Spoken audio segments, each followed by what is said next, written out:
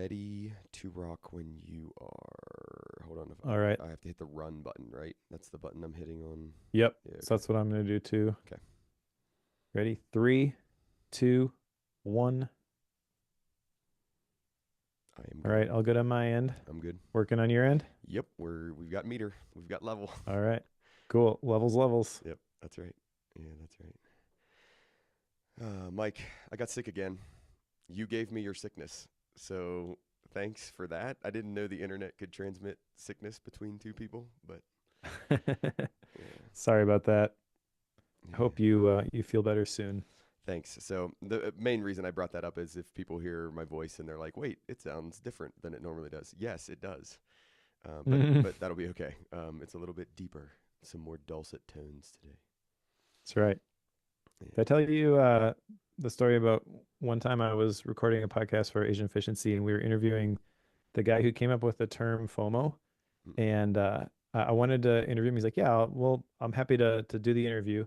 However, it's got to be before work, and I'm in New York." So I ended up having to record at like 5:30 in the morning, Yeah. and I have really bad morning voice. Okay. It's like almost an octave lower than it is right now That's when I awesome. first get up.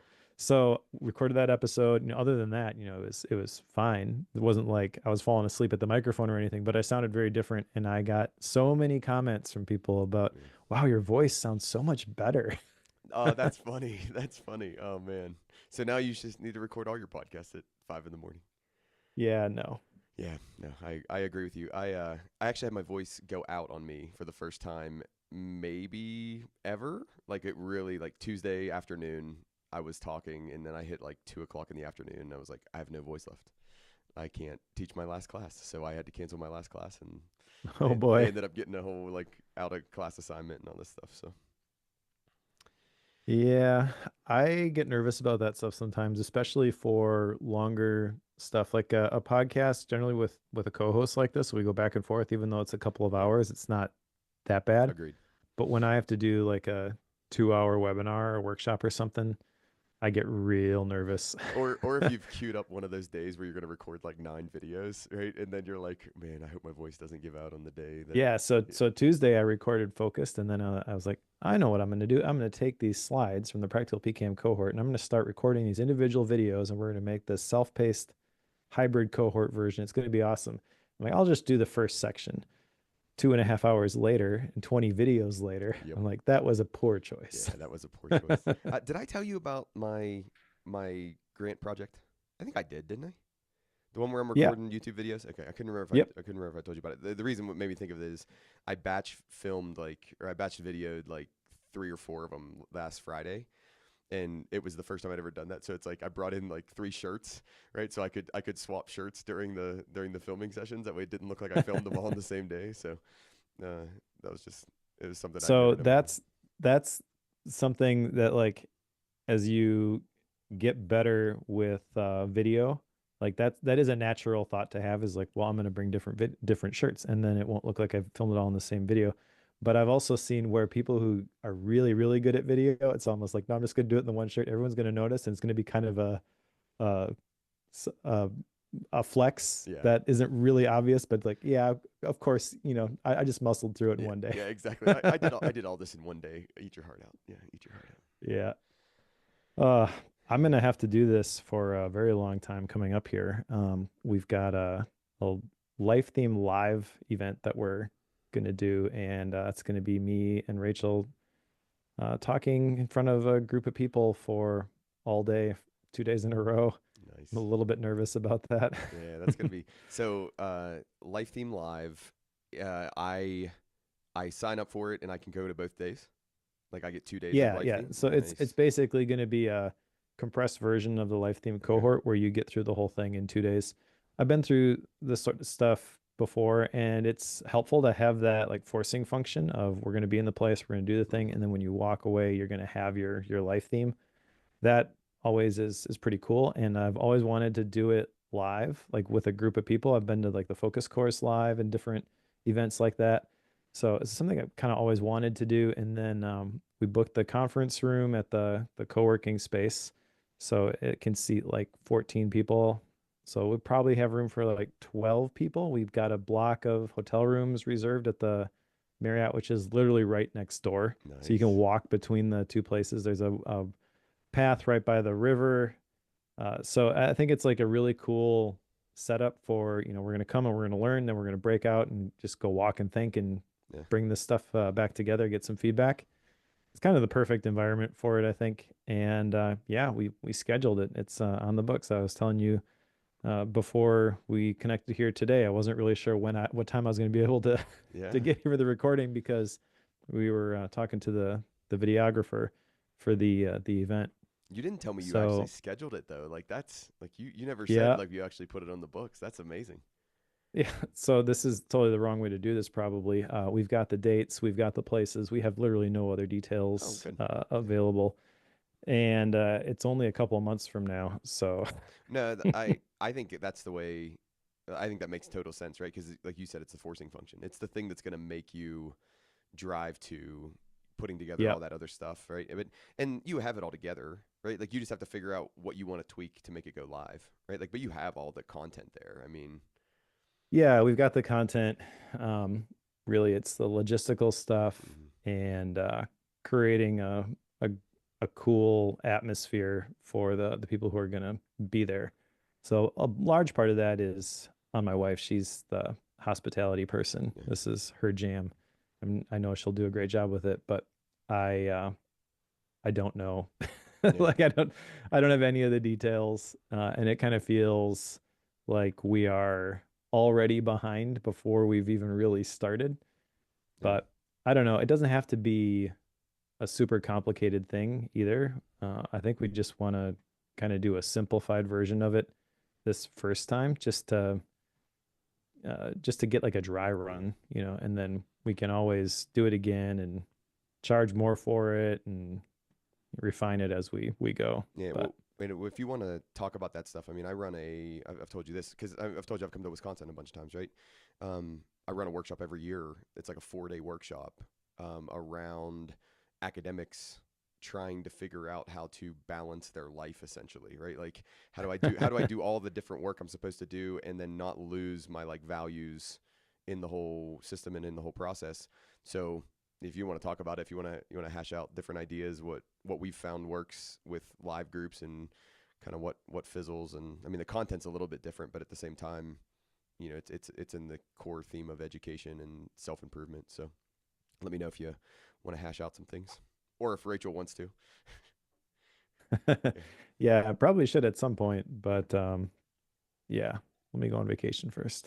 yeah, exactly. I Go. guess one question I have right at the beginning here is, what do you think I should charge for this thing? Because I don't really want to make a bunch of money off of it, but I also don't want to lose a bunch of money Yeah. off of it. Yeah. So So, you're talking to an academic, right? So I'm really yeah. bad at monetary like values of things because my inherent nature is give it away, but at the same time if people don't come to the university, then I don't have a job. So it's like you can't give it all away, right? Like but Yeah. um no, I mean like there you know this. Like I'm not telling you anything you don't know, but one way to do it is say, okay, here's the cost, right? And then you just back it up by however many people you have. And if that number's too large, then you go, oh shoot, we're gonna have to eat it on this first round, and Yeah. you eat whatever you think is a reasonable number. Or if that number's way too small, then you go, okay, well, I think it's here's that number, and I think we could bump it up by X percent.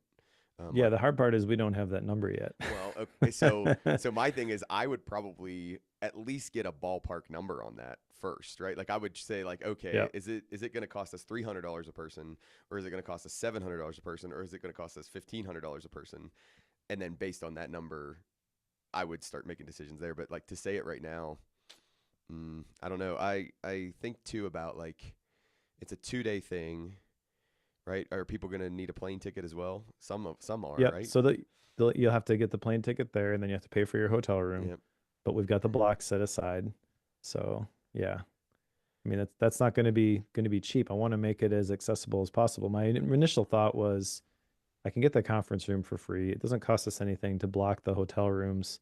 If we just cut every other expense and just had the place where people could come show up, theoretically, it would be free, right? Yeah. But I also want to be able to like provide coffee in the room Yeah. and have little goodie bags for people and stuff like that. So I don't know, literally if you're going to do anything else, like have a videographer, Yeah. there's going to be costs associated with it. So I don't know. I Well, feel like my initial thought on this, I feel like this sort of event is probably about $1,000 type of event, okay. but I don't want to charge that much. So I was thinking like 50% off, so maybe $500 at the beginning. So And is then, that just you, registration or is that your yeah, total? Yeah. that would be for the event. I'm not going to handle your plane tickets. I'm not going to handle your hotel accommodations, stuff like that. But yeah, I mean, that feels like we would have a big buffer and we could potentially even do like if you want to do this with your significant other, you can get a plus one, no cost. Obviously another plane ticket Yeah. to bring them there. But I'm kind of thinking the room can hold an additional like 12 people outside of Rachel and myself, but maybe we don't have 12 people for this one Yeah. because I really have no idea what sort of demand there is for this kind of thing. I just think it would be cool.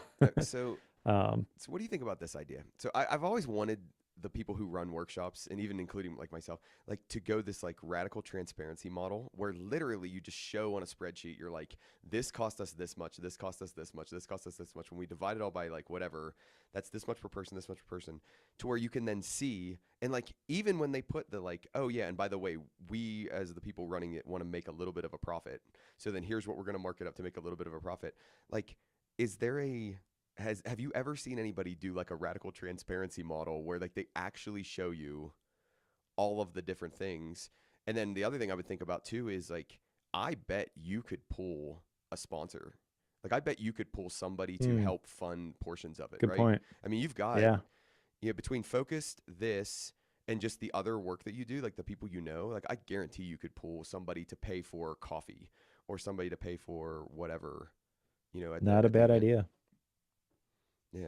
So I'll look into the sponsors. But yeah, the full transparency, that is a good idea too. But to be honest, like my initial thought, my initial reaction to that is um I don't even want to touch it. Like it sounds too complicated. It's yeah. really not. It's like simple budgeting. I get it, but if it came down to me to have to do that, I would be concerned that I just wouldn't be able to get it done Yeah. for this sort of thing. So I don't know. I feel like this is really the sort of thing where maybe you want like 6 months to plan this, and we're trying to do it in two. Yeah. So yeah, I don't know. Worst case scenario, nobody ends up buying a ticket. We have the room, we have local people we Yeah. could say, hey, come hang out. Uh, but yeah, No, I don't I know. think I I do think it's going to be a fun experience. yeah. I feel like every time we do the life theme cohort, it goes really well, and it kind of culminates in people sharing their life theme live on the call. And that's the scenario I have in my head as like the vision for this thing Yeah. is like that big ceremony at the end where everybody shares and how cool that's going to be.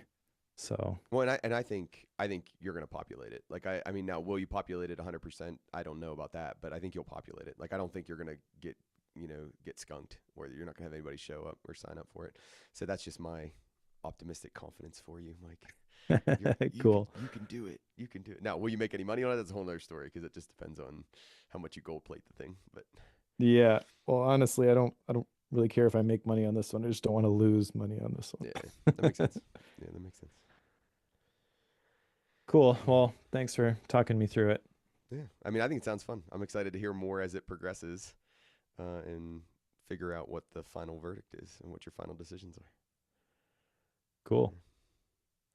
You ready to do a show? Let's do it. All right.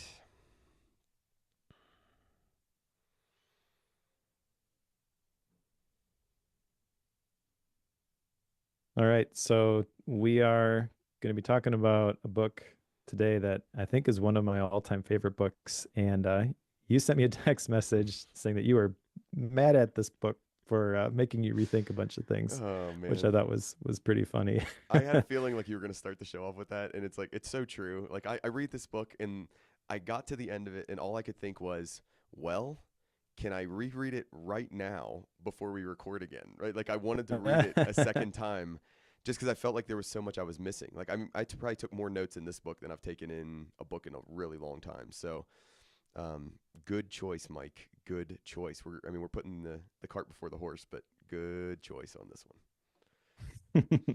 Yeah, well, this one has been a long time coming.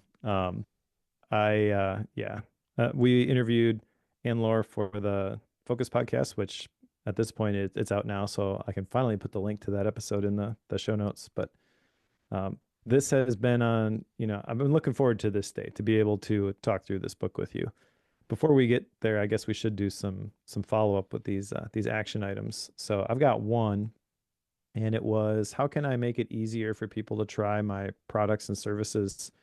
I actually have something made for this, but it's not available for this, if that makes any sense.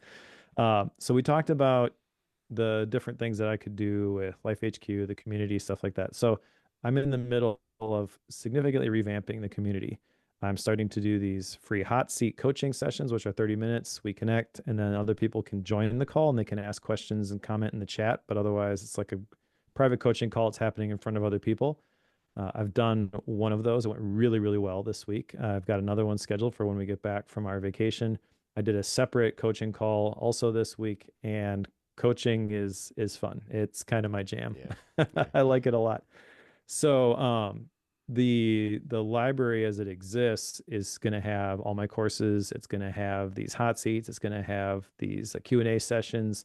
There's going to be a whole bunch more programming in the library, and that's the one that's going to be, I'm thinking $597 a year. Okay. Because it's got like thousands of dollars worth of courses that are going to be included in it. And once you have like Life HQ, you've got it, So all that stuff is going to be rolled in there. But then I'm going to make a light version of that, which I'm committing to this publicly now, I guess. But my thought is I'll take just the forum part and I'll make that available to people so they can kind of have a feel for what the community is like. And I will charge $47 as a one-time payment for that. So Mm. $47 once you get in there. And I feel like having the paywall there is important because it shows that people are a little bit more serious about this stuff.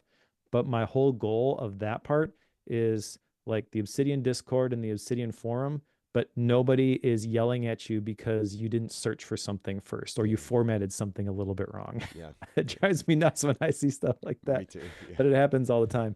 I want it to be a nice place for curious sense makers who want to use their PKM systems to achieve their goals and do their best knowledge work, stuff like that. So, um, yeah, I'm thinking of doing that, and it's like such a big leap there. I'm not sure if that's actually going to work, but that's kind of my thought is you can trial it for a little bit without any of the live stuff, essentially without any of the courses, and then if you like it, you like the vibe, you like my approach, then then you can make the investment in the upgrade, and then there'll be another tier which is really just like more consistent one-on-one and group coaching. I actually did a call with somebody yesterday who has a successful group coaching program, and I picked his brain about how do you set this up? What are the types of things that you do?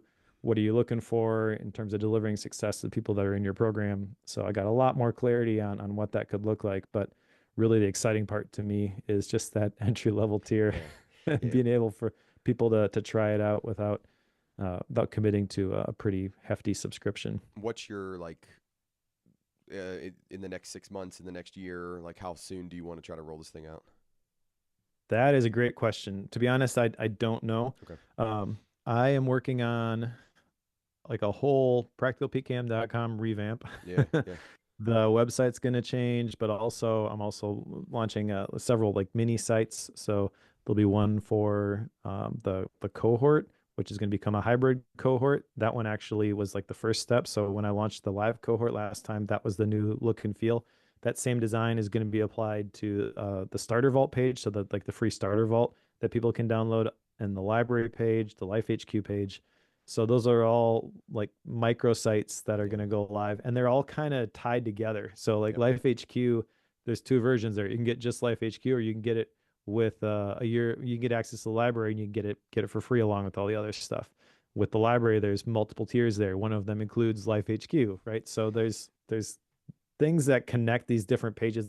They're separate, they're independent, but they're Yeah. interdependent, if that makes sense. All I can So that's all going to launch when it's ready, essentially. And it's close. uh, If I had to guess, probably the next month or so. all I can think is like your systems integrator hat is like, or like your neurons are firing like crazy because it's like, how do I connect all these dots and how do I get people to flow from here to here and go in the right direction and all that stuff. So yeah, That's not too far off. yeah, It's a lot though. It's a lot to keep track of, and there's multiple pieces here from multiple projects managed by multiple people. yep, So I'm ready for it to be done. yeah. But anyways, all that to say, I think that I do get a green check mark for my action item this time. Good, good. Okay, so I'm up now. I'm 50-50. So where am I settling for good instead of great? That was my first one. I think one of the areas where I'm settling for good instead of great is leadership at home right now.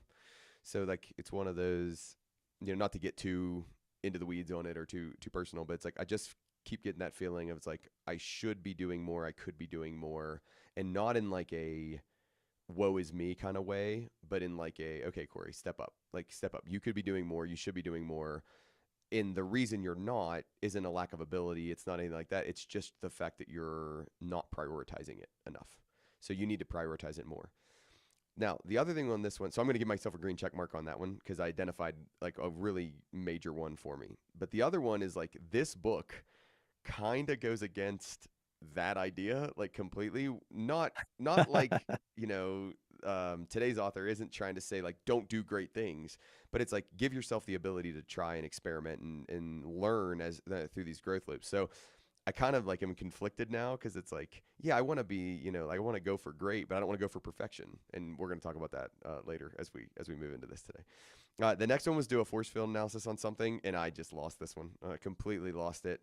I'm going to blame it on sickness. So I mean, I get a red X, but no, I just completely lost that one.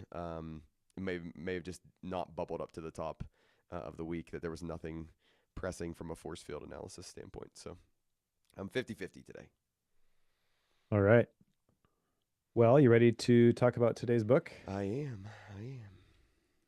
All right. So, as alluded to, this has been a long time coming for me. We are going to be talking about Tiny Experiments by Anne-Laure Lecumpf. And this has been, this was just released, but this is something that Anne-Laure has been working on for quite a while. I think it's safe to say that everything that she wrote at her website, Nest Labs, has kind of led up to this, Mm-hmm. but I don't think this was her goal at the beginning. I'm going to do all this stuff with the end goal of I'm actually going to publish this book. Now, I have been following Anne-Laure for a long time. I am a paying member of the Nest Labs community. She has a little bit different take on community, which we'll probably talk about in the last section of this book. And yeah, I don't know what else to say. I guess we should just jump into it. I guess I could talk about the structure Can, because we're not going to tackle it chapter by chapter. can I say one thing first? Yeah, go for it. Mike, are you looking at the video That is monitor? a physical book I This is see. this is a Very physical book. nice. Okay, this is a physical book. I want you to know that, Mike, I read the entire physical book, and I took notes via the physical book, and I hated every second of the physical book process. You don't have to do that. I know you mentioned the same thing last time. Like, yeah. I tried again, right? I tried again, and it just doesn't work. Like it just doesn't make any sense to me what we do. So now we can go in and talk about the book. Tell me about the structure of the book. Okay. Mike. Tell me about the structure of the book. So there's an introduction, there's a conclusion, and then in between there are four parts. So the first part is Pact, Commit to Curiosity, 3 chapters. Part 2, Act, Practice Mindful Productivity. Part 3, React, Collaborate with Uncertainty. And Part 4, Impact, Grow with the World. So 12 chapters, but like I said, it kind of fits into those 4 different sections. And I think we'll tackle this section by section. Thoughts on the overall structure of the book before we get into the specifics here? Yeah, I didn't have any issues with the overall structure of the book. Like sometimes it just kind of rubs you the wrong way and you can't figure out why, and then eventually like you'll figure it out. This one, I mean, it was your standard multiple parts, three sections in each part kind of a thing, but like it didn't feel forced. It didn't feel like I can't even tell you that I think any of the chapters felt like fluff, like they didn't need to be there. Like it just actually flowed well, made sense. The pact, act, react, impact. Like I thought that was pretty clever in this sense and not like overly forced. So no, like there really wasn't anything about the structure of this. I thought it worked really well. Cool. So let's start with the introduction then. And this is where you basically get a little bit of Anne-Laure's backstory. She was an employee at Google and kind of had considered that her dream job and then quit. And her parents kind of thought that she was crazy when she did that. She went from there and started a company with a co-founder, a tech startup that failed. And then from there, she started writing online with a single pact to write 100 articles in 100 days. It's kind of how she got her start. Mm-hmm. She wrote all these articles. She was going to school at the time. She has since gotten her PhD. So she is taking a lot of these neuroscience classes, and she's writing about the things that she's learning on her blog.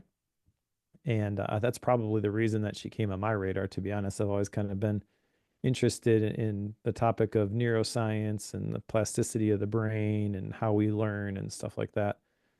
And there is a good bit of that, I think, in here, but it's also, I think, very focused. It's sort of like a productivity book on how to achieve great, like big things, I would argue, but the way it's framed with the tiny experiments is very unique, and it kind of gives it a very approachable on ramp for a lot of people. Yeah, so I was going to ask you this question in the intro section here. I I didn't feel like this was as much a productivity book as it was like a life direction book, or you know what I mean? Like I didn't see this as much of a productivity type of a book the way I typically think of a productivity book. So reading the blurbs on the back, different people would refer to it as productivity, and I'm like, nah, it's not really that. And then um, Cal Newport says linear goals, following uncertainty, bloom into possibility, and life emerge organically. It's a life design book. Like I felt like it was much more on the on in lines with design your life than it was something like how do I get more productive in the 168 hours I have every week, right? So I thought that's maybe what made it better for me. Like as I was working through it, it was like, oh, okay, it's this exploration book, not a here's another system. Put your info into the system and turn the crank. It was much more of a here's a possible way to explore life and what you want to do and how you want to be creative and how you want to generate things. So I like that one. This is kind of summarized in, I think it's the last line of what she writes in the introduction, or it's very close to it. But ask big questions, design tiny experiments, and I think that's a really cool way to orient, thinking about things is like, what are the big things that I care about? And then how do I design like the smallest possible way to learn more about that or to get exposure to that? So, yeah, I really like I guess the goal of this book, if you will, it kind of resonates with me a lot. Yeah, and I guess I talk about it being a productivity book because that's kind of the on ramp Mm-hmm. with the first couple sections specifically. But then you're right, it does kind of get to the point where it is more talking big picture, and that's part four, impact, grow with the world. It's really how do you fit in the larger worldwide community, and gets into like this idea of social flow and the protege effect and all that kind of stuff. But yeah, so there's a really unique arc here I think. I agree. And it's quite the journey she takes us on. I think it's a pretty effective journey, obviously. So I've talked pretty glowingly about this book because I've read it actually a couple months ago at this point. I've actually read it again for the podcast here, and did not disappoint rereading it. Well, and I told you, I can't. Did I tell you? I don't know if it was the start of this show or if it was in the pro show, but it was like this is one of the books I wanted to read again. Like as soon as I got done with it, I Yep. wanted to read it again. So I agree with you completely. Like really good. Um, you know, as soon as you open it up, it seems really good. Yeah, so let's start with the first section, and I'll mention the chapters here, but we can kind of pick from whatever you want to talk about inside these chapters. I am kind of curious, this is the second time that I've gone through it. You've gone through it once. You've got a different perspective on this maybe than I do, so I want to give more room maybe than I normally do for any questions or perspective that you want to share in discussing this. It's my book. I picked it, so typically, I'm going to initiate the discussion here as we go through the outline. But feel free to jump in here wherever you want. Okay. So the first section, commit to curiosity.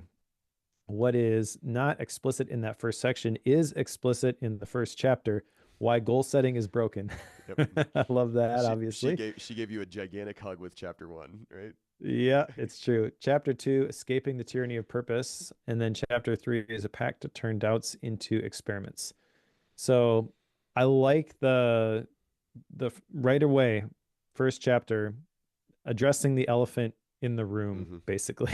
Yeah. Why goal setting is broken. And if I were to summarize this, it would be that when most people think of goal setting, they think of SMART goals. And if you follow that format, it ends up being a very linear approach, in her words, which is wildly out of sync with the way that how many of us live our lives. When you are using these linear goals, they often stimulate fear, they encourage toxic productivity, and they're based on competition and isolation. I think that last one maybe you could argue is a little bit of a stretch, but the other two I think are absolutely non-negotiable. They 100% push you down that path. I don't think it has to necessarily trigger um, competition and isolation. But I do think that is kind of a natural byproduct of goals. There's this scarcity mindset that comes along with it a lot of times, and it's because you're so focused on I've got to get to this outcome that you kind of really don't care what else happens, and so it sort of forces you to do whatever is necessary in order to achieve the outcome. And I've fallen into this myself. This is kind of the reason why I don't like goals. Now, in the past, I have kind of said disconnect from the project based, we're going to set a specific SMART goal around this thing. And instead, how do we just develop a habit Mm-hmm. and learn to love the process? I do think that is generally speaking the right direction here, but the whole kind of approach with the pact is putting a time limit on that. It's I'm going to do this for a little while, and then I'm going to take a step back and I'm going to look at the feedback that I've gotten. And I think that actually maybe is a little bit more approachable because you're not committing to this thing forever. Yeah. It's kind of like I'm trying this out and I'm going to see what happens. But the the desired effect, I think, is that we break free from this this outcome oriented SMART goal approach, and then when we do that, we replace it with this curiosity, and that's where the experimental mindset comes in. So it doesn't mean that we're not ambitious, we're not trying to get things done, but we're also going to hold things lightly, and we're going to see what comes from stuff as we play with it. Yeah, I think of this her description of this, and this first chapter, the second chapter, even into the third chapter. It kind of smushes together what I've heard you talk about with habits, right, and moving from goals to habits, or James Clear's Atomic Habits, or BJ Fogg, Tiny Habits, like what I've heard in all those different places talking about habits, and then themes. So life theme, yearly theme, right? Like it kind of takes those two ideas and it smushes them together. In my mind, like the theme can be too like ethereal, right? Like, oh, I have this theme, but like, what does that mean? Like, I don't know what that like. Am I going to do anything about it, or I'm just going to have the theme, right? Whereas the goal on the other side of the spectrum is like, oh, if I don't achieve it, I failed. If I don't, live up to it, I failed or whatever it is. And like that, I fall into that trap all the time where it takes this idea of habits, but it gives it more, I hate to use the word purpose because the second chapter's escape the tyranny of purpose, but it gives it more of a goal. It gives it more of an objective, if you will, right? Like, so my habits now have a goal, but they're, as you said, they're like time limited. So I can then reevaluate, and I'm given the ability to, or I'm given the emphasis or the what's the word I'm looking for, Mike? Like the encouragement, right, to actually look at those, in 6 weeks or in 4 weeks or in a week or 100 essays or 100 whatever it is. Like I really like the kind of smushing together, and I think she did a really really good job making that very clear. Like when I came out of this, I was like, oh, I clearly understand. Here's a question for you. Did you realize PACT was an acronym at first? Uh, yes, but I think so that I think I heard about on her blog Okay. first. Like I knew it was an acronym, but I did not know what it stood for. I like it, purposeful, actionable, continuous, trackable, and that is very different than the SMART goals. That trackable piece seems like it maybe is a little bit contradictory, but it's not tracking progress towards the completion of a goal and the, achieving an outcome. It's really, did I do the Yep. thing today? Yep. And the reason I ask you the question is because she actually doesn't write it in a way that you would know it's an acronym unless you pay attention to it, right? Like, so this True. is an interesting aspect of the way she writes, right? Which I actually like a lot. It was almost like there was an Easter egg in there. It was like it took me, until like a little bit later in the book, I was like, wait a minute, packed, purposeful, actionable. I was like, oh, that like she wrote packed because it's an acronym for the points that she wants to bring up. And it just didn't, she never called that out explicitly. So some people might think that's a flaw. I thought that was actually pretty cool. But then this gives like credence to, ship 30 for 30, which you've done before. The idea of some of these different so there's one in the fitness world. It's basically all marketing, but it's called 75 Hard, right? Where you do these things for 75 days and you set this specific timeline on it. Like there's a bunch of these different things, and it gives some of this idea of, okay, it's purposeful, not a grand life purpose, but just like I want to learn X. Then it's, oh, I have the resources to do this, so I can actually do it. It's repeatable. I can try and try and try and like get that iterative nature in it, and then I can track it, which I agree with you completely, 100%. That it's yes I did or no I didn't. It's not I achieved this level of success or didn't achieve this level of success or whatever. So I really like that. She also calls out the fact that a pact isn't a habit. It's not a New Year's revolution. It's not a performance metric, and it's not a resource intensive project. So I like that she gave us the counter of that, because that's where my brain starts to go is like, oh, I'm trying to make this into a habit. No, no, no, no. A pact is not that. A pact is not a habit. It has a start and an end, and is more contained than that. Yeah. One thing I picked up right after that, I wasn't familiar with this statistic before, but the fact that most New Year's resolutions are abandoned by January 12th, and that's actually called Quitter's Day. Yep. Yeah. Which 12 days, that's not a very long time for a resolution to last. Uh, the pact thing, by the way, to come back to that, it's also kind of the it sets the tone for the other sections, obviously, the act, react, impact, but I don't think that there are uh it, it- the acronym basically just applies to this Yeah. first section. Yeah. So it was like this was the thing that she had written about before that kind of sparked the idea, and then how far can I take this? And that's where the rest of the stuff comes from. I I like the formula she has for a pact, which is I will, action, for, and then trial Yep. period. So having the trial period, I feel like that makes it much less intimidating. It's a lot less scary. If you're gonna commit to writing online for 30 days, that's different than I'm gonna commit to writing online every day for the rest of my life. Yeah. Or just I feel like setting up an open ended, like I'm going to build a habit of writing every day online. And it's exactly, like, exactly. are you really? Like probably not. So yeah, I like that a lot. Like I like that it's more confined. Yeah, the other thing which really stands out to me is chapter number 2, Escaping the Tyranny of Purpose. So this seems a little bit contradictory to a lot of the life theme stuff, right? Finding your purpose. Life theme is a single sentence mission statement.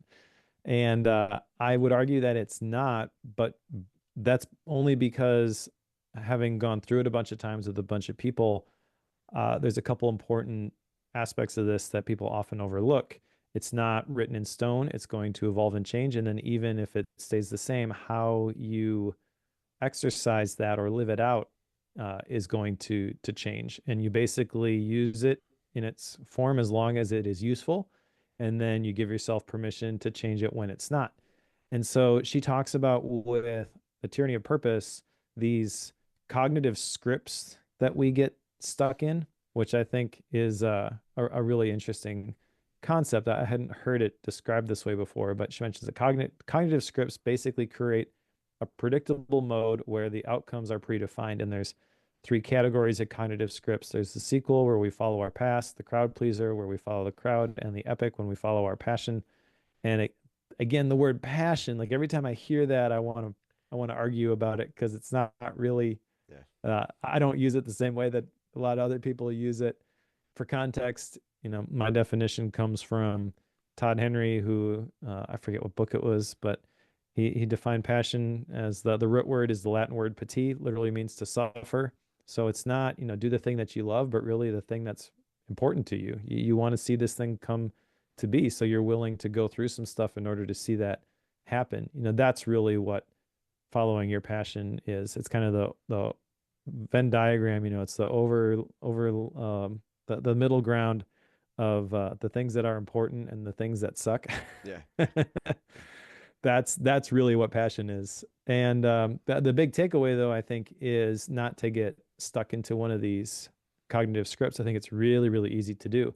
And just the way that she defined it, I feel like it can help people identify that. And I think if you identify it, you've got a much better chance, obviously, of breaking free from some of that stuff. It's not automatic. And there are questions that she gives us that we can use to help avoid traps. But I think that's a really cool framing. And then there's an action item that comes from this chapter for me, which really isn't associated with what I was just talking about, but it's consider what's missing. And so what that means is when I am doing my reflection at the end of the day, and I'm jotting down these things, I'm kind of noticing the things that are going on in my life. I'm always asking myself, basically, is there something that should be here that isn't here? It's kind of my interpretation of that. I don't have a formal process for that. I don't know what that's going to look like. She does actually have a formal process for a review template, which we'll talk about, I'm sure, later. Mm-hmm. But yeah, I like the whole message of this first part, Yeah. like observation, question, hypothesis, and being willing to try these things out. And the emphasis on thinking tiny, what's the smallest version of the experiment that you can run?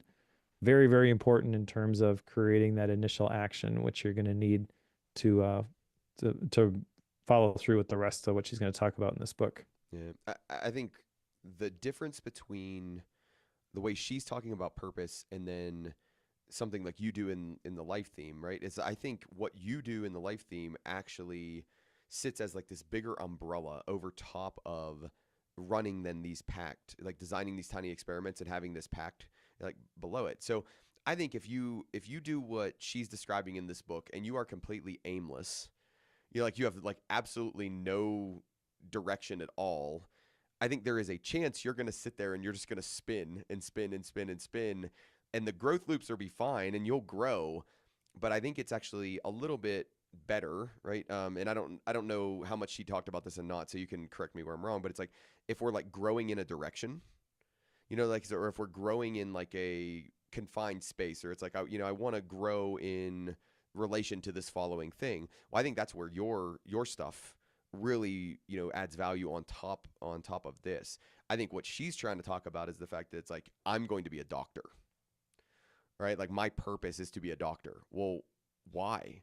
Okay, and then like you get like 30 years later and you're like my purpose is to be a doctor, and it's like is it really still to be a doctor, or is there this other thing that you've been really really passionate, sorry for the word, but it's like, is this other thing that you really, really want to dive into and you're just afraid to do it, right? That you're trying to do the crowd pleaser, or you're trying to, so it's like, I really like the way she kind of, I guess here's the way I'll say it. It's easy to see me doing this, or ways that I've done this, or me doing this in the future. So like I like that she almost directly calls you out and is like, hey, are you doing this? Like, because if you're doing Yep. this, you're not, I don't think you're living in the right way from a purpose standpoint. Why don't you think about it from this other perspective? And then the other perspective in chapter 3, like, I haven't heard a lot of people try to pitch it, and they definitely haven't pitched it in the way she has. So she's unique in her space the way she does. So we may as well go out and define the 4 aspects of the tiny experiment, because she does that in chapter 3. So unlearn your cognitive script, whatever's blocking you, collect data on your life, brainstorm a potential thing to test, and then make the pact. So we went straight to the pact. We went to step 4 of that, but there are actually 3 steps before that. So unlearn, collect data, figure out what you're going to do, and then make a pact. So I get to my first action item right here, right, where I'm trying to do the unlearn and collect part right now to figure out what I want to test and what I want to be my pact. And what I'm struggling with right now is there's a professional one and a personal one, and I don't want to do them at the same time. Like, I just think that's going to be too much to do. So Sure. I'm figuring out, do I do the professional one or do I do the personal one? And I haven't made a decision yet. But what I'll tell you is I have to make a decision by next Friday, because there's another thing that's kind of coming at the same time, and I want these 2 things to overlap with each other. So by next Friday, I'll have made a decision. I just don't know what it's going to be. All right. Well, we'll have to follow up on that Yeah, for you will. sure. You will. One other thing I want to mention about the packs is that it focuses on outputs rather than outcomes, which sounds how profound that statement is can be lost just by hearing it. But the output, really, that's what action are you taking in terms of conducting the experiment. So actually, did I do the thing today?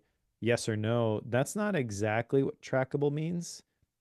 She uses the example in one of her blog posts on this of like a heat map style thing for words written. If you've seen like Yeah. those things on GitHub, I actually added one of these to my Obsidian Daily Note recently using a plugin called Keep the Rhythm. And basically, you can tell it, don't look at my Daily Notes folder, but everything else that I write in Obsidian counts. Show me the number of words that I wrote today. And you can kind of define the ranges, and based on the number of words that you wrote, the green gets lighter, brighter, whatever. So you can kind of see a heat map of what you were able to do. And she's got one in that blog post of her writing during those 100 days, I think. So it's not necessarily binary, but it is important to focus on, did I do what I could do? And it's not just semantic, but it's important that you disconnect from the outcome. So the outcome isn't, did I publish the blog post, yes or no? That's kind of getting back into the SMART goals, right? And in the blog post, which I'll try to dig up for the show notes. There's so many of them though, so I don't know if it's going to be the exact same one that I initially found. But I remember reading that, and she had some examples there of like learning to code. And the question that she kind of asked was, at what point do you consider yourself having gone from not learning to code to being able to code? Yeah. Yeah. There's no binary state there. So looking for the point where that is completed is kind of pointless. It's really, am I going to show up and code for however many days in a row? And it's kind of like you're focused on constant progress as opposed to uh, I've moved this far towards this destination Yeah. that I have arbitrarily identified as this is what I got to get to. Yeah, so this is a good place where I told you, like, I felt like the spotlight was put right on me. We've talked about the children's STEM book before, and it's like I was trying to, the goal or the end of that was have an agent, have a contract, right? Like that was the thing. So therefore, I've told you before, like, I lost steam on that because that wasn't happening. My goal wasn't to get better at being a children's book writer. You know what I mean? Which would have been a much better way to do it. Or my goal wasn't to write a page of a children's book every day, for 50 days. It was get an agent and get published, which I don't think that's a really good metric anymore, right? Like that's a bad if I do this practice, there's a chance it'll happen. Right? There's a chance it also won't happen, but I'll learn a ton through that process. So it's like this is where I felt like, one of those spotlights was put right on me and I was like, "Oh, daggone it. Like I messed up, before. Like I did not do this the way she's describing." And I only say I messed up, not that like her idea is like the end all be all and 100% right, but it just resonates so well that it's like, oh, this would have been a much better approach. Write a page or two every day, and just try to get better at the craft of writing children's books, and then eventually see how the author thing comes along. Yep, totally agree. Well, we should probably go on to the next section, or this is going to be a 3-hour We episode. should. I thought the same thing. I was like, should I even make the last comment that I just made? I was like, or should we just move on? But no. No, no, that's a great point. So, all right, but the next section, section 2, is ACT, so practice mindful productivity, and this is basically a lot of the productivity advice that has been like catnip to me over the years. Yeah. Starts it off with the discussion of a calendar called Your Life in Weeks. Have you seen this calendar I before? have seen this calendar. Yes, I have. Okay, so this is basically takes a 80-year average lifespan and lays it all out on a calendar. And the intention is that you fill in the boxes for however old you are, and you see the portion of your life that has passed. A related concept to this is Memento Mori, Mhm. which I'm actually a big fan of. I've got a code snippet in my daily note in Obsidian, which is Memento Mori, and it shows how much of my life has passed based on the 80-year lifespan. And some people will hear that and they'll think that is really depressing. Why would you think about things in that way? For me, it does a couple of things. Number one, it places the emphasis on the fact that you're not going to live forever and the world's going to exist without you, kind of like Oliver Berkman's cosmic insignificance theory. Yep.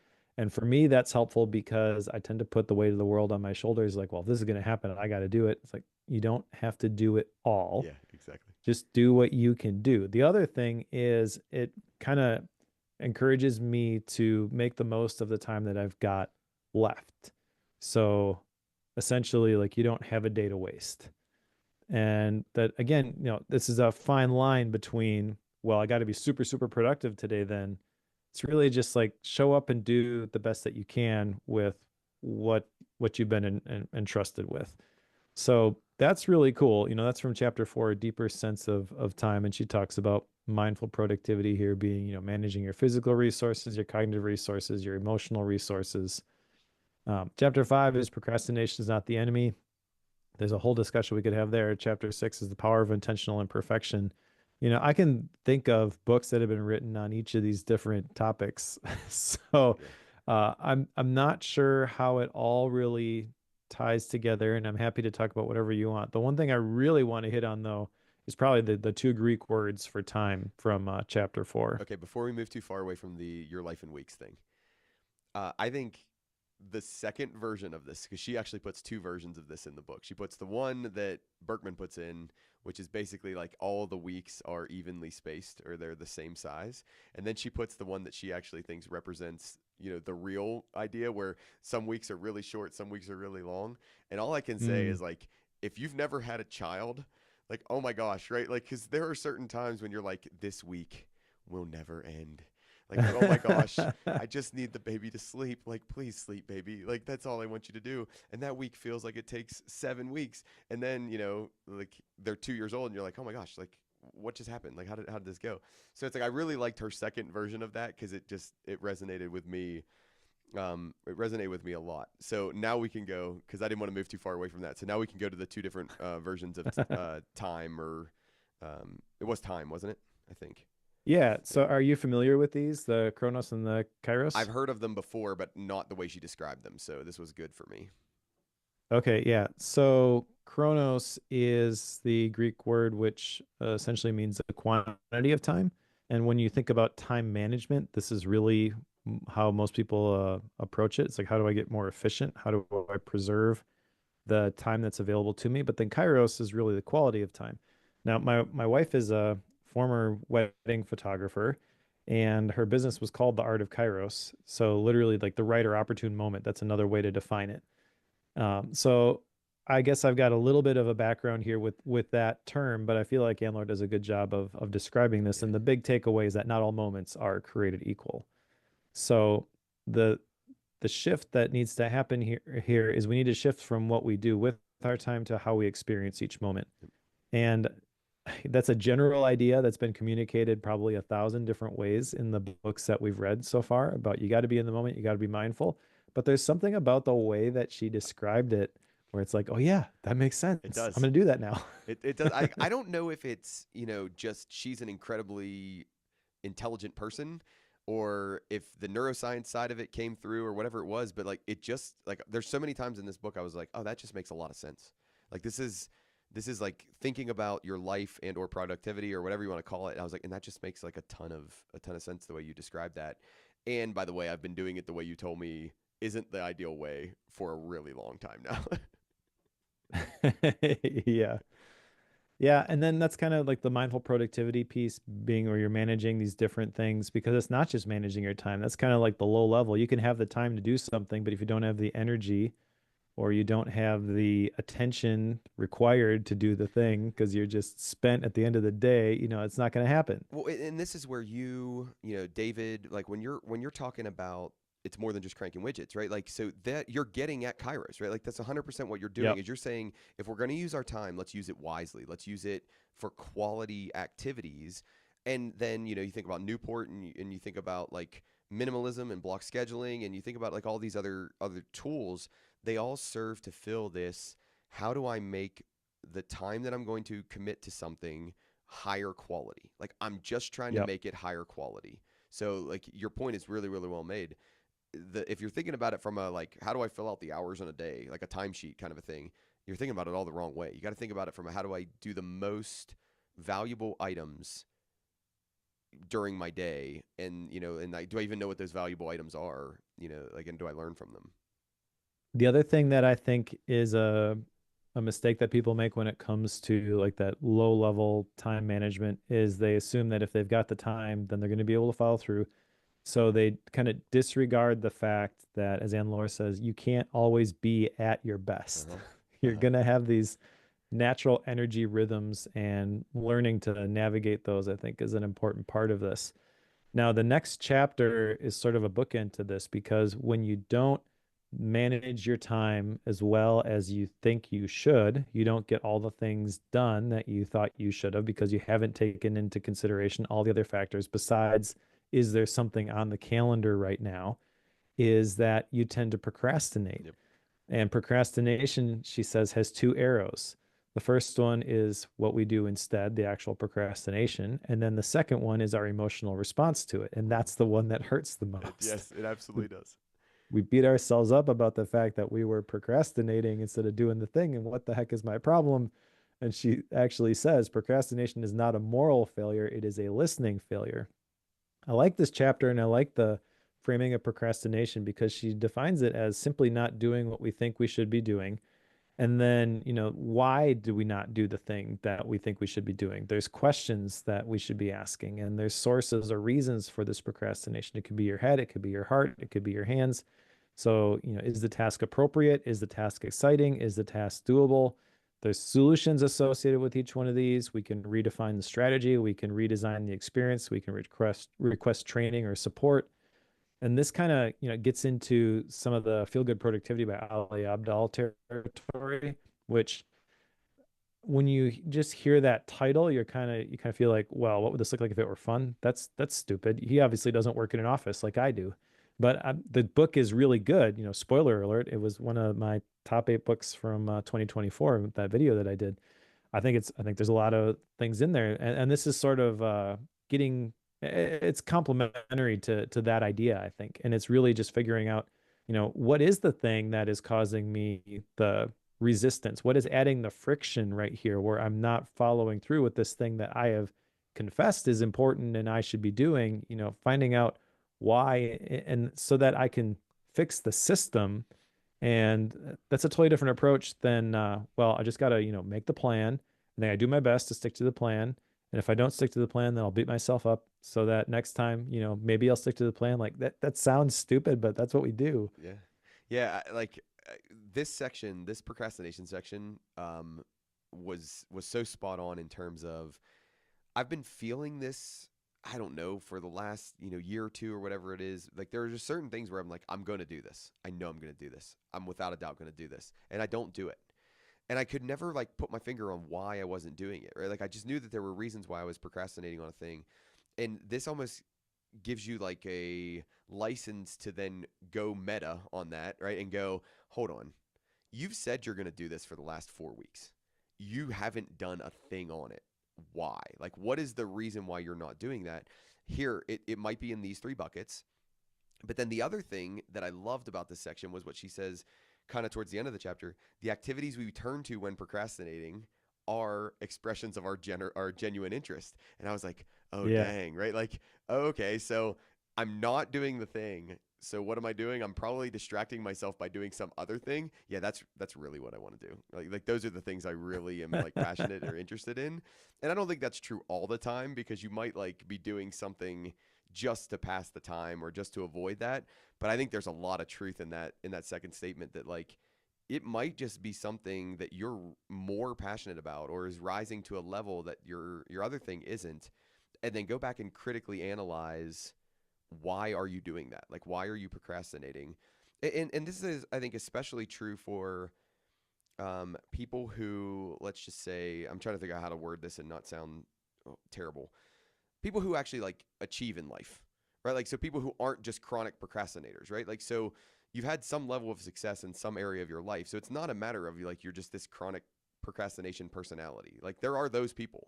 The people who it's like, what do you do? I procrastinate for a living. Like that's what I do. Like I don't do, but like for the people who don't, but then you're finding these areas where you procrastinate and you're like, wait, why? I don't procrastinate in this other area, but I'm really struggling in this one area. It gives you a framework to look at and say like, why? Oh, is it rational? Is it affectional? Is it practical? And I thought that was very helpful to me personally. Yeah, I love the description of this. I also love the description of intentional imperfection in chapter 6. I guess framed a different way, this is sort of like intentional imbalance, which is a key tenet of my personal retreat stuff. It's like you're gonna focus on one area for a little while, and then you're gonna get some feedback, and then you'll make some adjustments. You'll focus on a different area for a little while, but you're not gonna try to like touch everything all the time. You can't split your focus that many ways. So you gotta choose where you're gonna focus. But the singular phrase from this, which I will never forget, is that intentional imperfection, which is basically just us choosing to focus on one area and bolster it to get it better while neglecting another area just for a little while, is the adult version of you have to put down the ducky if you want to play the saxophone. So good. Yep. Yeah, this got me too. When she was talking about Shonda Rhimes, so Shonda Rhimes is a show writer, made a bunch of really really popular TV shows, and basically the quote that she brings in from Shonda Rhimes is, "If I'm excelling at one thing, something else is falling off, and that's completely okay." And the part of that like I really like is that's completely okay, because this gets at it. It really hits at that like work life balance thing, right? Where you and I have talked about this before. Like there is no such thing as work life balance, right? Like you no, Yep. like that's a completely ridiculous idea. There are ebbs and flows in what gets more of my attention at any given time. So I need to acknowledge that I only have a certain amount of cognitive attention, emotional attention, whatever it might be, and that's going to ebb and flow throughout my life.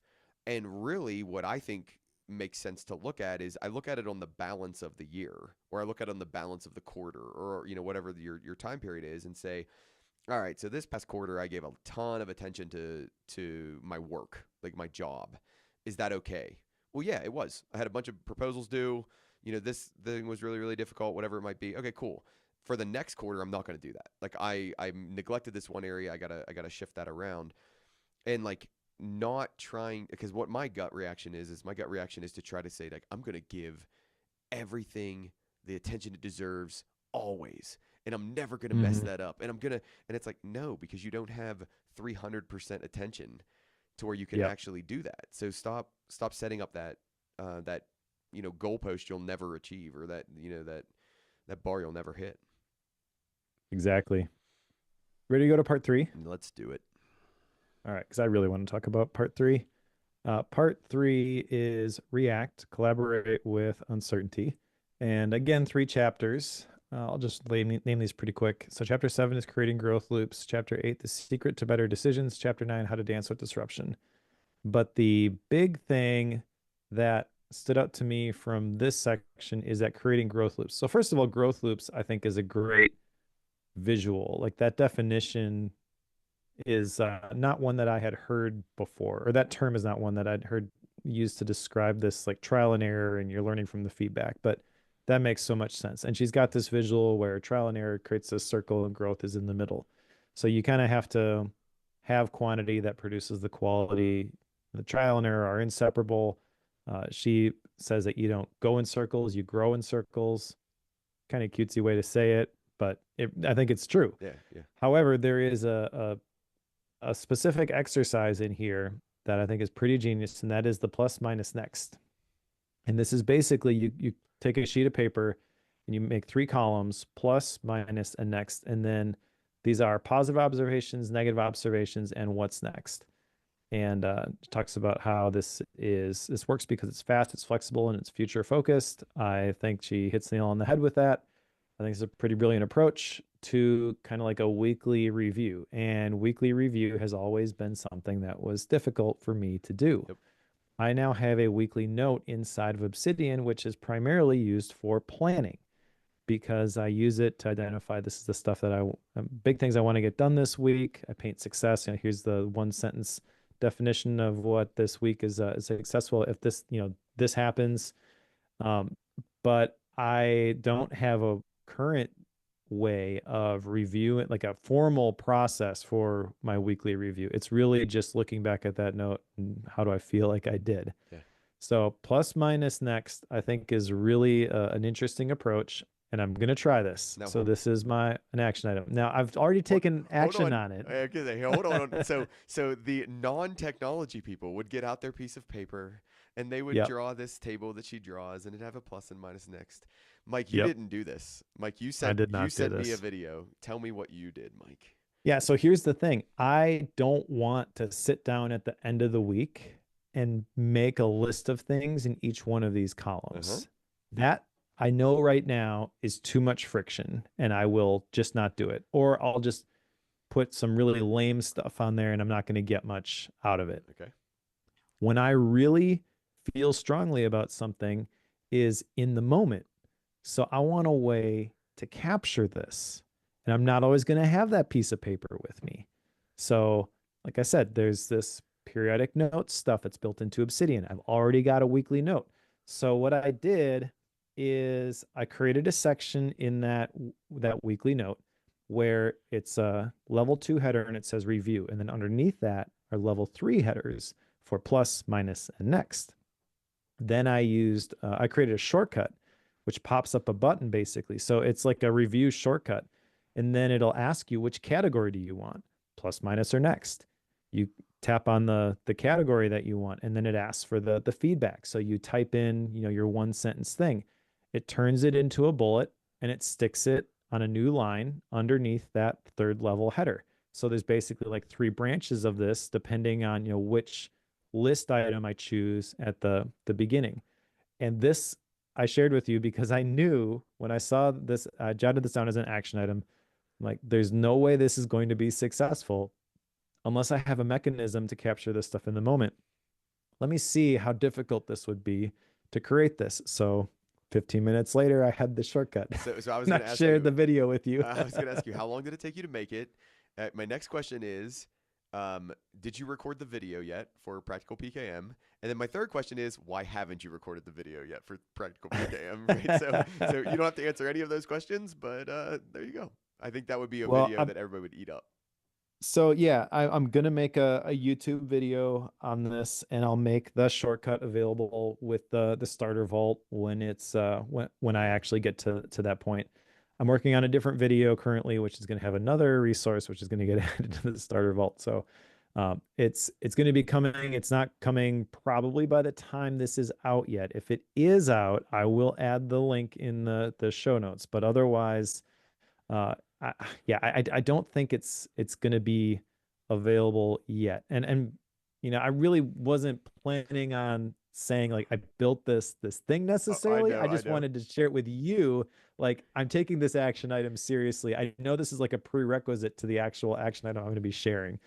So, but yeah, I now having used it, I think it's pretty cool, and I think that other people will benefit from it. So Oh, I do intend to share the shortcut once I have a chance to make that well, video. and my goal wasn't to social pressure you. My goal was like I looked at this thing and went, "Oh my gosh, that's genius! Like that is absolutely the way you should do this because it just eases the burden of entering it or remembering to write down what you thought you were going to write down. Like it's just so smooth. It's so just so I well will done. say the thing that makes this work is an application called Actions for Obsidian, where you can um, insert things in not just a specific note based on the note title, but it ties into like the periodic note stuff. Okay. So you can have it add it to a weekly note, for example.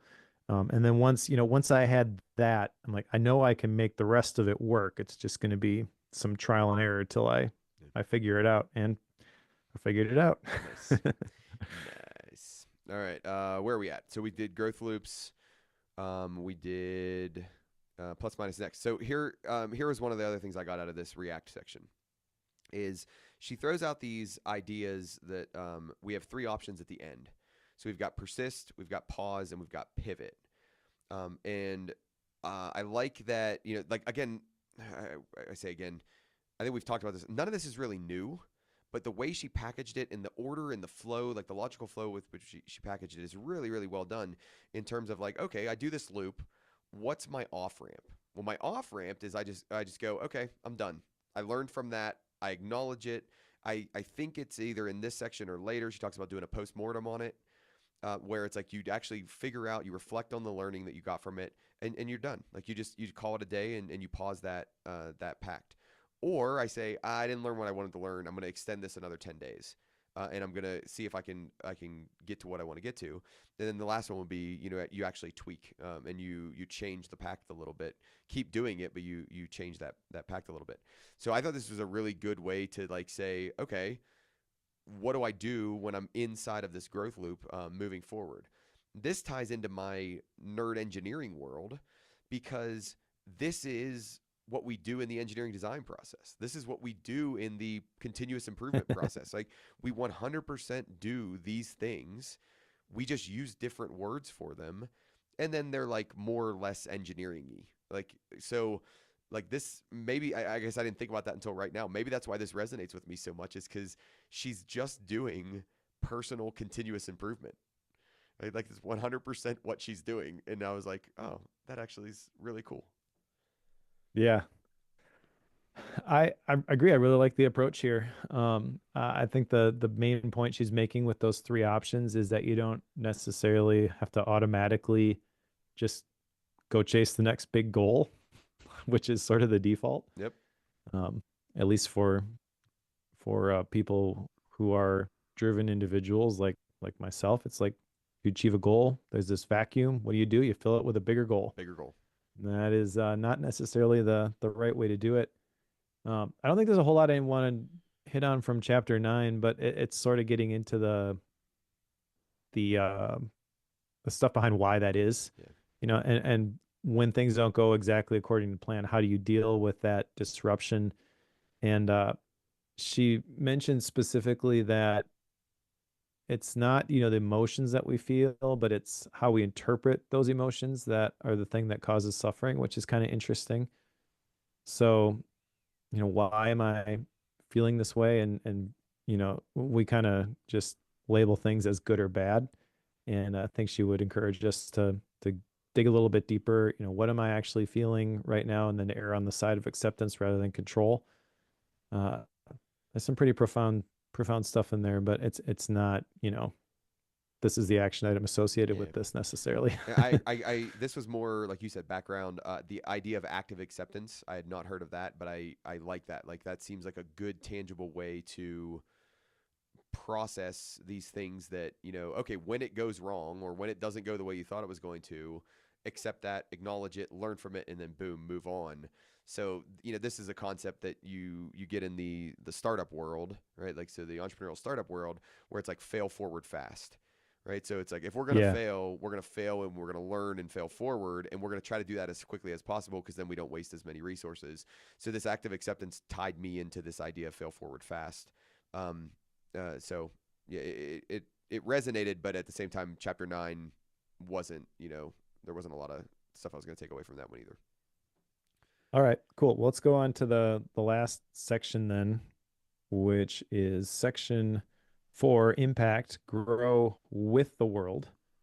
And the first part here, chapter 10, how to unlock social flow, hits on the community stuff. So I definitely want to unpack that a little bit. Chapter 11 is learning in public. Chapter 12 is life beyond legacy.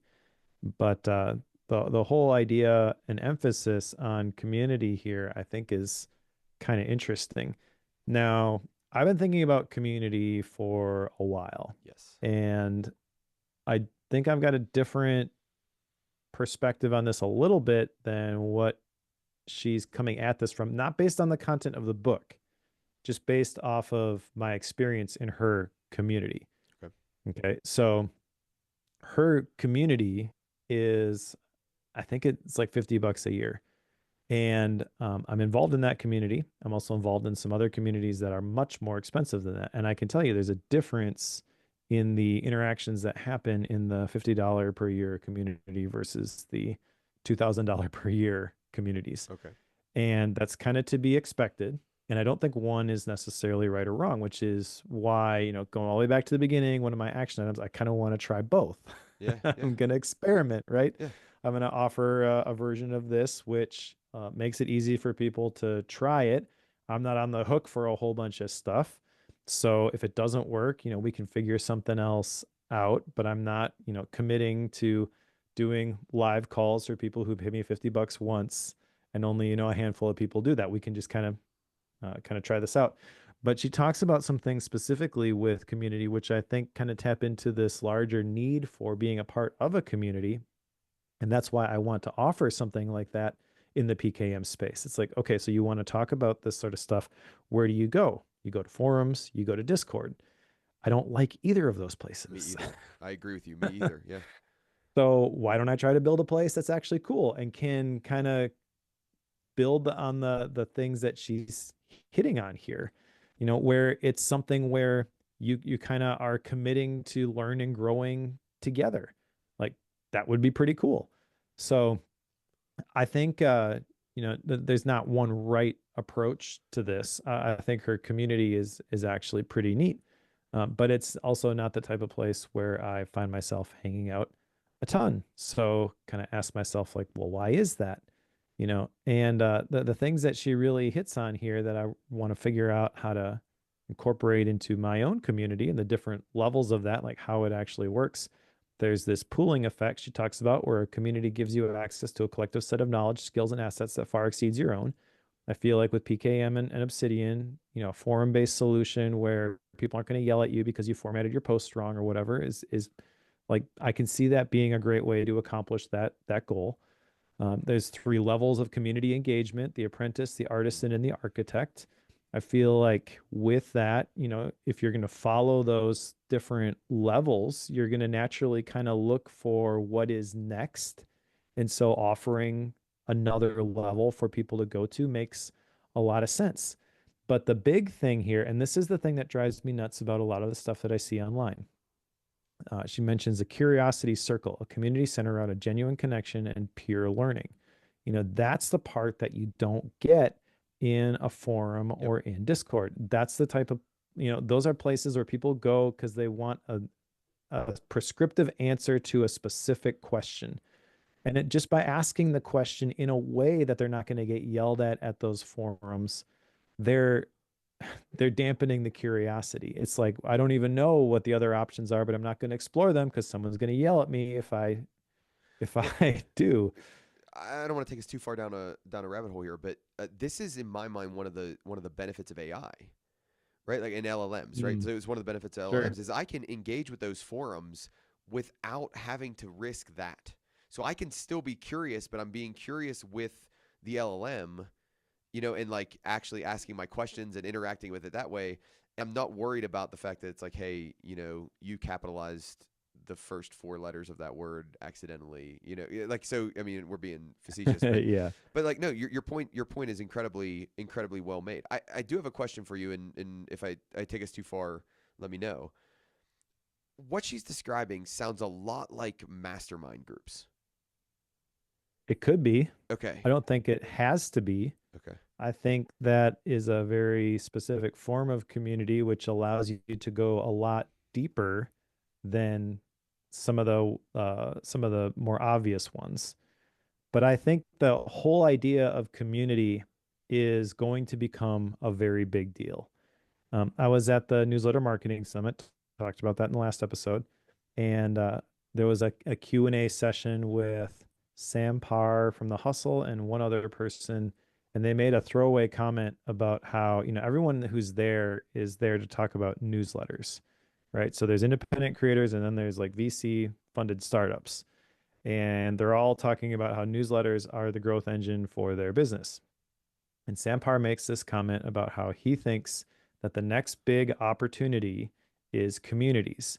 And the way that he was talking about it was sort of like a private Discord or a WhatsApp group Yeah. for people to connect with other people. I think that's the thing. You want a place for people to connect with other people. A lot of the communities that I've seen, it's kind of based on a personality, so I don't want the library to become the Mike Schmitz show. Yeah. Like I will set the tone because I have the vision for what this could be, but I recognize that the thing that makes it valuable is the people that are in there and the way that they interact with each other.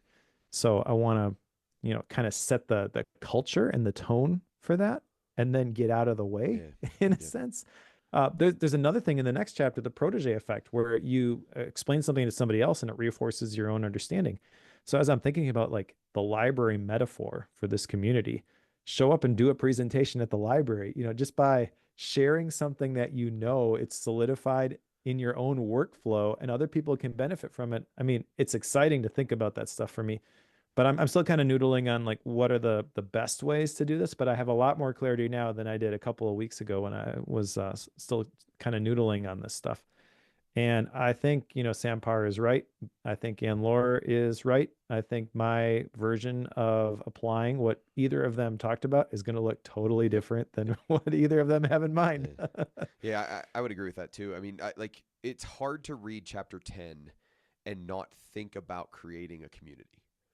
Right? Yeah. Like, so like you work through that and you think of the ones that you've been part of, and then you think of the ones that you've like wanted to grow in, and then you think of like, oh, okay, if I was going to start a community, this is what I would make it look like, right? So I think from a launching standpoint, that it's a really cool chapter. Are you okay to move to chapter 11? Yeah. Okay. That's pretty much, what I had to say about this whole section, to Okay. be honest. I know chapter 12 is, life beyond legacy. So go wherever you want. Well, so chapter 11 resonated with me a lot more than chapter 10. It seems like chapter 10 resonated with you because of where you're at. Chapter 11 with me because I think this is going to have something to do with that pact I talked about. My action item Mm, is okay. it's going to be something around learning in public. So I have two different um, app ideas. One is an Apple Watch app, and one is a iPad app. And it's like, I want to learn how to do this. Like, I actually am not as worried about the app actually ever getting out there and, being something that you can download from the App Store. I want to learn how to develop apps just for fun, like just to goof around with it. But then I feel guilty because I'm like, oh, yeah, but that's kind of dumb, right? Like, like you don't really care if it gets out there and you don't have this bigger goal. And, and again, we're going back to the previous chapters where I'm essentially like shutting down my own creativity, growth loop. But it's like, is that okay in this situation? Because there's a personal, there's some personal ones that I think might be more valuable or aligned with my values a little bit more, especially right now with where I am. But even then, I want that to be a learning in public type of a thing. So it's like, how do I, how do I do that in a way that I'm comfortable with? The bigger one is, how do I do it in a way that I actually have time to do it and it doesn't suck a bunch of time out of a different responsibility that I have?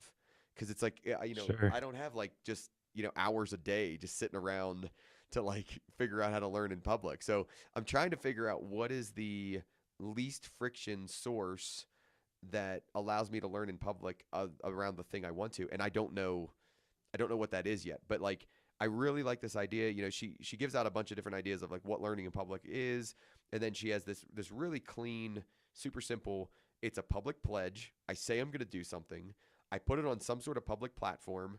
Here's where I'm going to post my updates, and then I actually do the thing. Public practice, right? Like I actually practice that thing, and it's like it's so simple. Like I just need to figure out what's the public pledge, what's the platform I'm going to use, and then what's the public practice. And my challenge is every time I start to look at like what's the public platform, I get lost in the weeds of like, is this the right platform? Oh, is this the right platform? Is this, do I, like, so that's where I'm struggling right now. But that's I would say my second action item out of this book is definitely going to be thinking about that pledge, platform, practice.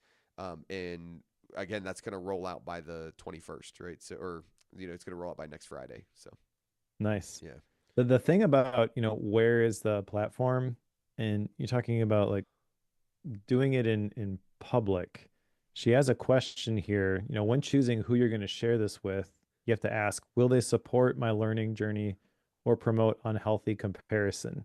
So I think there's a balance to be struck here between what she's talking about here with the pillars to learning in public, and then the public platform that you would use as the attention mechanism for like a creator business. Yeah. So I 100% would say, YouTube is not the place to that's not necessarily doesn't fit with the model that she's describing here, or posting to LinkedIn or any other place publicly on the internet. That's sort of like where the stuff lives, but that's not that's outside the model that she's sharing here, I would argue. Okay. Where so the public pledge, public platform, public practice, in her experience, I think this is all based on her experience within her community. So she's sharing with her community that she's going to do these things, and then she's posting in there, I did this thing. Here's the link to the thing that I made. But that's where you want the peer pressure, is with this smaller group of people who are aligned with the what you want to actually have happen. If you try to do that publicly without some sort of boundary, it's really easy to get frustrated by all the trolls and the Yeah. people who think Yeah. you're stupid and are going to point out every single mistake that you ever made. That's going to happen the minute that you share something Yeah. online. Yeah. So I just want to call out that difference there. Yeah. That's good. That's good. All right. Life Beyond Legacy is chapter 12. Uh, I like this idea. The biggest rub I have with this chapter is like the word generativity. I just didn't like the word Yeah. generativity, right? And you had to read it a lot in the Yeah. chapter. It was in there a lot. But in terms of what she's getting at is I really like the framing of this, where legacy is something that is realized after I'm gone, right? Or a long time into the future, right? Is this idea of legacy. But that's the way it's always like, well, what's your legacy? Like, what do you want your legacy to be? And like, it's always bothered me because it's like, I don't know if I care.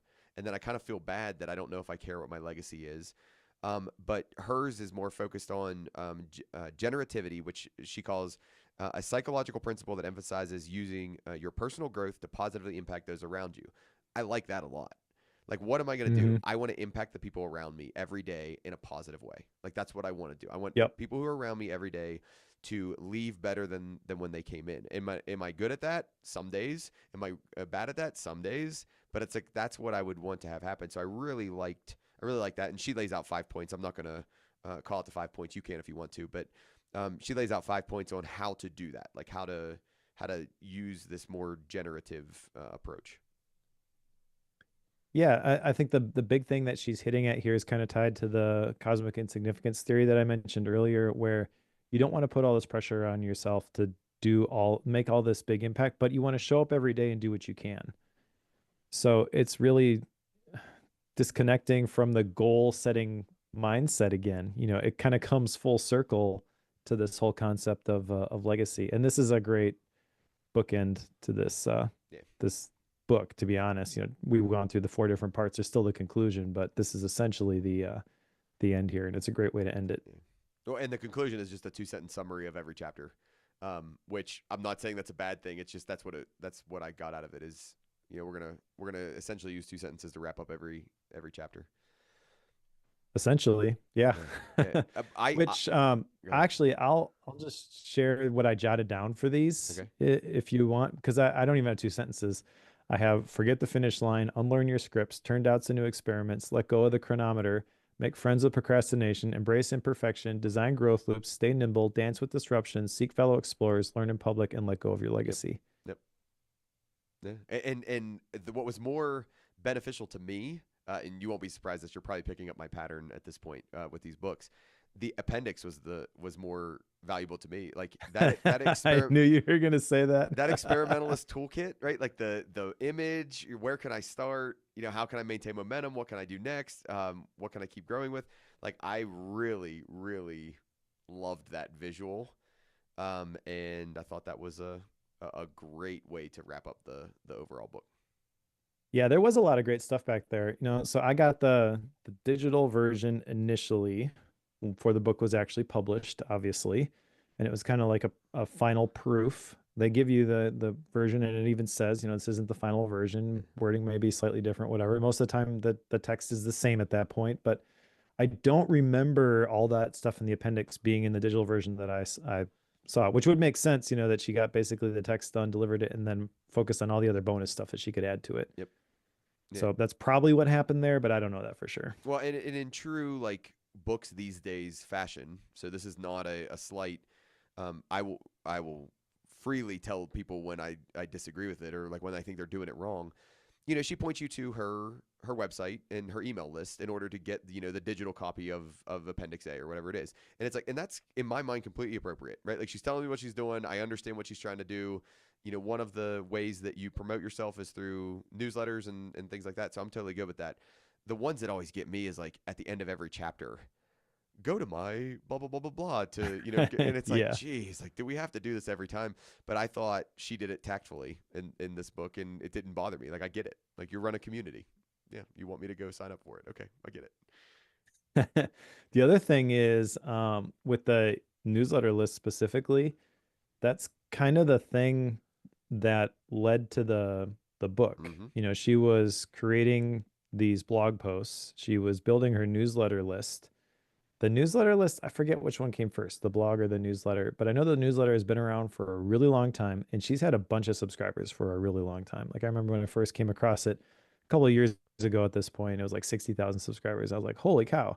And you could just look at all the things that she had written and the consistency that she had and just like this high quality stuff. Yeah. You know, so this is not, you know, something that someone wrote a book and they're trying to start a business off of it. And so the reason that they put stuff at the end of every chapter is like, I got to grow this newsletter list as fast as I possibly can. Agreed. You know, she's playing the long game. Yeah. So it feels much more authentic. Well, she says in the beginning of the book, right? Her goal is to share a set of practices that are the antidote to burnout and boredom, a counterforce to fear, overwhelm, confusion, and loneliness. Basically, like, I'm going to take all of the experiments I've done so far and all the stuff I've learned in this community, and I'm just going to package it into a book, and I'm gonna give it to you all to hopefully make your life better. So, Yeah, yeah, I mean, I agree with you completely.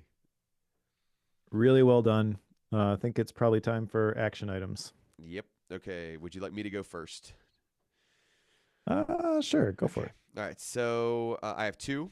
The first one is to determine a pact by next Friday. All right. So I'm going to determine a pact by next Friday. And the second one relates right to that. This pact, I would like it to be public in some form. So a form of learning in public. So I need to figure out what the pledge is or what the pact is. I need to figure out what the platform is going to be. And then I need to figure out what the actual practice is going to be. So those are my two action items for this book.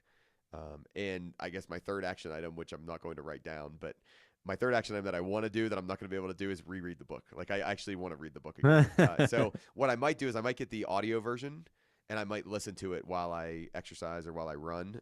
That'll be a good enough version of Sure. reading it again for right now. So I did I did check the Audible listing. She reads the book. does she? So anytime an author reads a book, that's ideal, but she's got a really awesome accent. So Okay, yeah, because you've had her on just don't get distracted by the accent when you're yeah, you've had her on bookworm when you're or listening to focused. Yeah. it. Yeah. All right, Mike, how about you? What are your action items?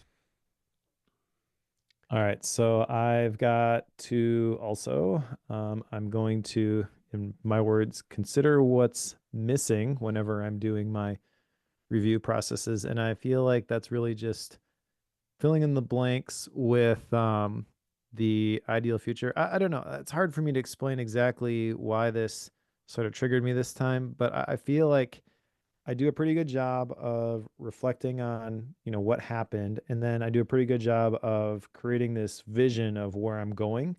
But the way that she framed that of like considering what's missing right now, it felt like a bridge between those two. Okay. It's kind of like where are the holes and what can I do right now that's gonna fill those, if that makes Yeah, it sense. does. So yeah, I want to take that approach with uh, some of my reflection stuff, and then also using plus minus next for the weekly review.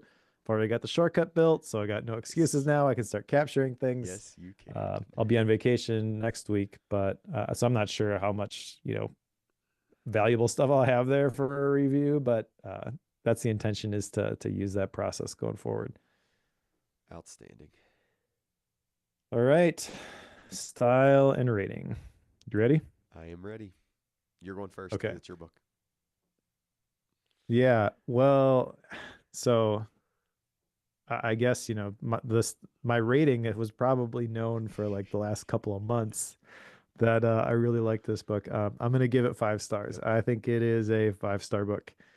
Uh, I think this is on the level of something like Atomic Habits. Mm. I don't know that it'll get to that level of success. I think Ann Lore told me that she and James Clear had the same agent.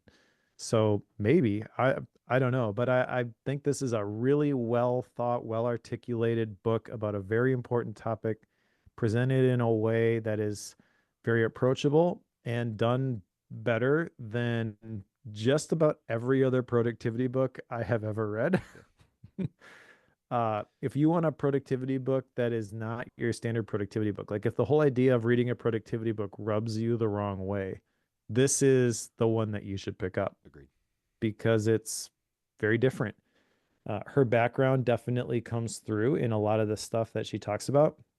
She is a neuroscientist, but that doesn't mean that there's going to be a whole bunch of big words and it's going to go over your head, which honestly, that's sort of what I was expecting.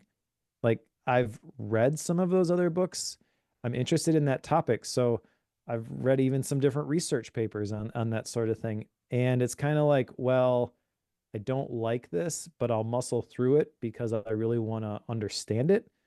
And this was like a breath of fresh air. It's not watered down material, in my opinion. Some academics who are neuroscientists may disagree with that because they're used to the academic format of the papers and stuff like that, which she's written those, but she I forget where I heard her talking about this, but she's been on so many podcasts recently because her book just came out. uh, One of the interviews, she was talking about how the writing the 100 posts in 100 days, the exercise of that was kind of like forcing herself to learn to write in a way that normal people could understand Yeah, it. yeah, yeah. I get that. And I feel like that was a worthwhile investment. Like it comes through in this book. I don't know how to describe it. Like you want something that's fun and entertaining to read, but you also don't want to be talked to like you're a little child. And she strikes the perfect balance there. The stuff that she talks about, the stories that she tells, the different research based anecdotes, she makes a really compelling case for the whole tiny experiments framework. If I had one nitpick with the book, I think it's just the naming of the 4 different parts. Like the pact, I really like. Act makes sense. React, maybe. And then impact, okay. Yeah. Like the whole uh not metaphor, but whatever. Like I don't think he needed that Okay. for the four different sections of the book. And maybe it's just coming off the heels of the Catalyst where it was very forced. Yeah. It was like, okay, here we go again. Yeah. It's not nearly that bad, No, I agree. Yeah. but it does feel like maybe a little bit of a stretch. Maybe you didn't have to name it that way. Not that I have a different suggestion like I did with the Catalyst, like, hey, you should have named this chapter Social Proof because that's what it is. Yeah. I really have nothing like that for this particular book. But that was the one thing, looking at it, it's just kind of like, meh. But everything else, like, I absolutely love this book. And I think that 5 years from now, I will have recommended this book more than any other book in my library. Time will tell whether that's true or not, but I've already recommended it a bunch. And everybody that I've recommended it to, now that they picked it up, now that they've read it, they're like, that was really good. Yeah. I'm like, yeah, I know. Yeah. I kind of am curious where she goes from here because she's got her PhD, right? She's got her community. She's written a really great book. So is the pressure now to like make another book? What's that one going to be about? I don't know how you top this, Yeah. basically. Kind of like James Clear with Atomic Habits. Where do you go from there? I don't know, but Atomic Habits just continues to sell like gangbusters. So I hope the same is going to be true of Tiny Experiments. Yeah. Yeah. I without a doubt, 5 stars. This is a 5 star book. So this is one of those ones that what do we call it, Mike, when we give both A golden a book. golden book? There you go. Right. So this is definitely a golden book for us. And Check your chapter artwork for updated version for the golden book. nice. Yeah. So one of my takeaways with this is 100% a book I would refer students to. So I get students that come in and they're just like, oh, I'm just not sure like what I want to do or like where I want to go or anything like that. And like there weren't a lot of books you could point them to before to like help them get direction or help them figure that out and try to help them kind of organize their mind around that idea. And this is without a doubt the best one I've ever found that it's like, okay, go read Tiny Experiments. Like just go read Tiny Experiments and think about what your next step would be and what the next tiny experiment that you could do that's going to help you get closer to learning and get closer to learning and get closer to learning. But it doesn't just apply to college students, right? Like I think if you had a mature high school student, right, they could read this book and get a ton out of it. I think if you had somebody who's graduated college or has been out or they're 70 years old, right? Like I think it spans such a wide range of applicability for people. In terms of the style, like the biggest thing is it wasn't distracting for me, right? So, it was easy to read. It wasn't distracting. Things made sense. Things, flowed in a logical way when the figures and images and tables came up. They made sense. I understood why they were there.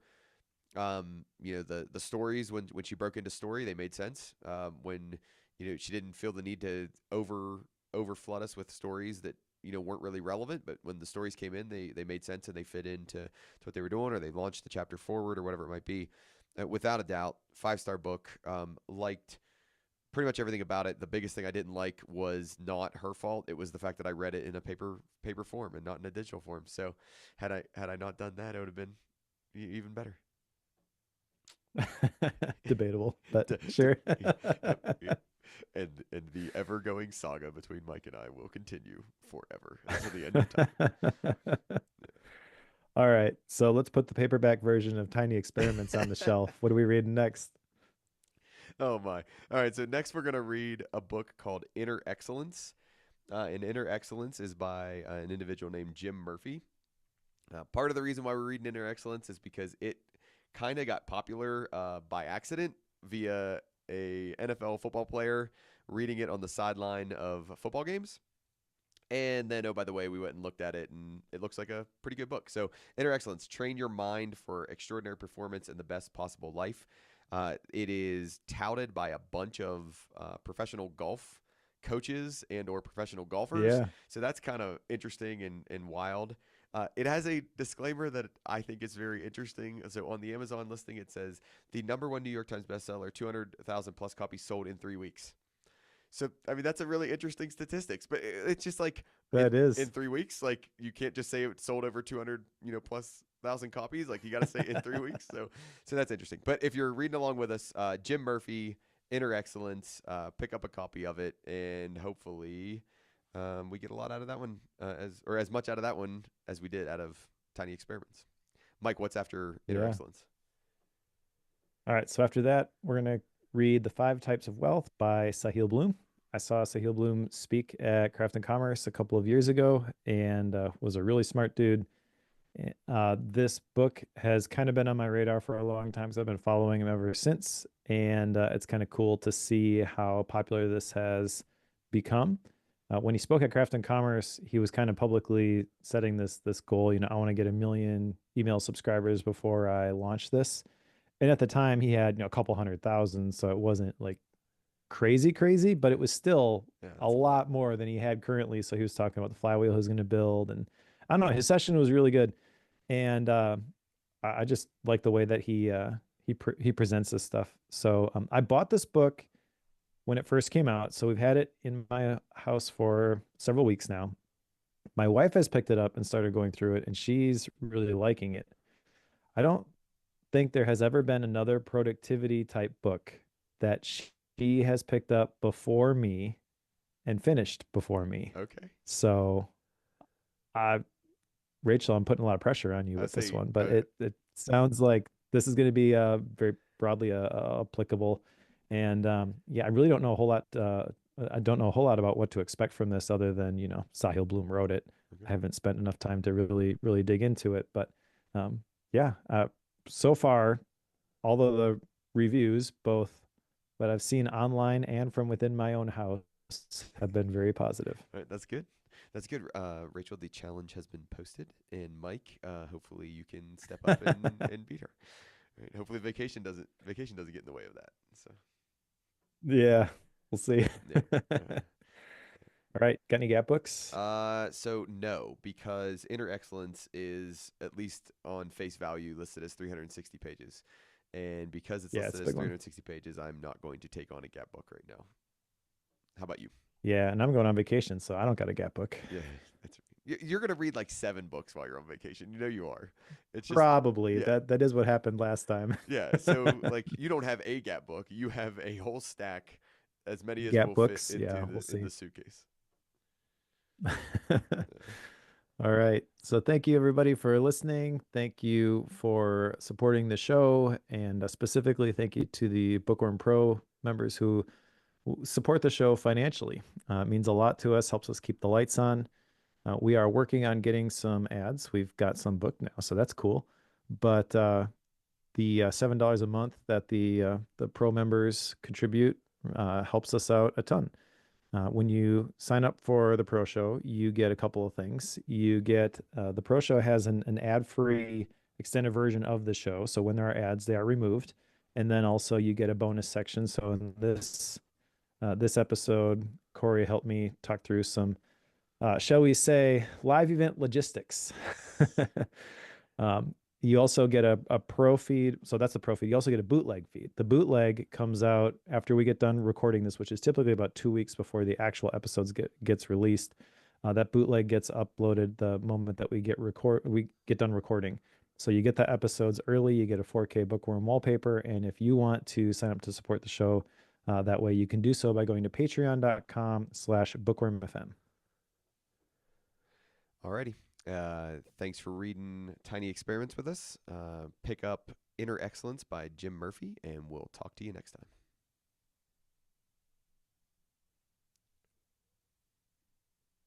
Cool.